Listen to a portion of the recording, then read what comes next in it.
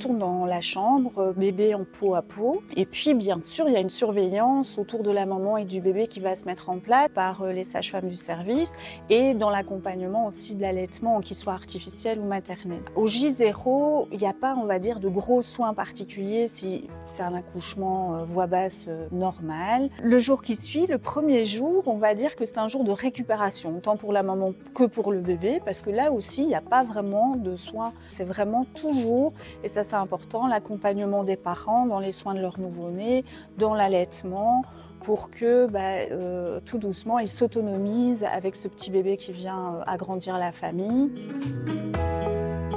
On est tout doucement sur le départ. Les parents doivent assimiler certaines choses et il y a donc là le premier bain, voilà, qui est donné, qui est expliqué avec les parents naturellement. Il y a également des tests qui sont faits au bébé avant la sortie. Donc il y a le test de saturation en oxygène, le Billy Check, en fait c'est pour voir si le bébé n'a pas de jaunisse, mais d'abord de manière transcutanée, donc c'est pas un soin qui est douloureux non plus. Et le test d'audiométrie, donc qui est fait une première fois en maternité, en sachant que parfois c'est pas concluant parce que les bébés ne sont pas encore tout à fait propres au niveau des oreilles. Tous ces tests qui ne sont pas douloureux sont faits naturellement en chambre à côté des parents. Le test un peu plus douloureux qui est une prise de sang de dépistage de maladies métaboliques qui sont faits à tous les bébés après 48 heures de vie, qui est un peu plus compliqué, douloureux, reste quand même fait auprès des parents parce que voilà, le fait que leur bébé soit près d'eux, que le bébé se sente rassuré, ce sont des tests qui se passent dans de très bonnes conditions de manière générale. Il n'y a pas vraiment de soins dans le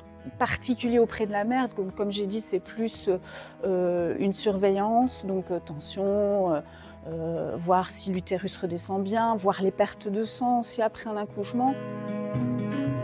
Ceux qui donnent le go, il y a deux médecins principaux. Il y a le gynécologue d'une part qui va passer, voir si la maman tout va bien, si ses paramètres sont bons, si la sortie est autorisée de son côté. Et puis il y a le pédiatre effectivement qui donne son accord par rapport à la sortie de ce bébé. Et là de nouveau, si le poids ça va, s'il ne fait pas de jaunisse, si l'allaitement est bien mis en place. Donc c'est des constantes qui prennent en compte pour pouvoir accepter la sortie. Et puis, il y a aussi l'état de stress de la maman par rapport à cette sortie ou le psychologique, tout simplement, de cette maman qui peut parfois, ou on peut parfois dire, cette maman, elle est fort stressée et peut-être c'est bien qu'elle reste encore un jour de plus, peut-être, pour que les choses se mettent en place correctement à la maison. Parce que l'objectif, c'est que ses parents puissent sortir sereinement avec ce bébé.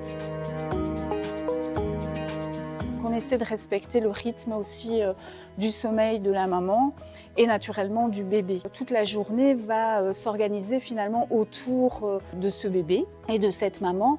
Donc les soins vont s'accorder autour d'eux. Ça démarre sur le petit déjeuner. Ça veut dire qu'on a un buffet petit déjeuner où les parents, une fois qu'ils sont réveillés, peuvent aller se servir eux-mêmes leur petit déjeuner. Ça permet aux parents de récupérer et quand ils se lèvent, ils savent qu'ils ont le petit déjeuner. Les soins vont se faire en fonction de quand la maman est réveillée, quand le bébé est réveillé. Donc on ne réveille pas les bébés pour des soins particuliers.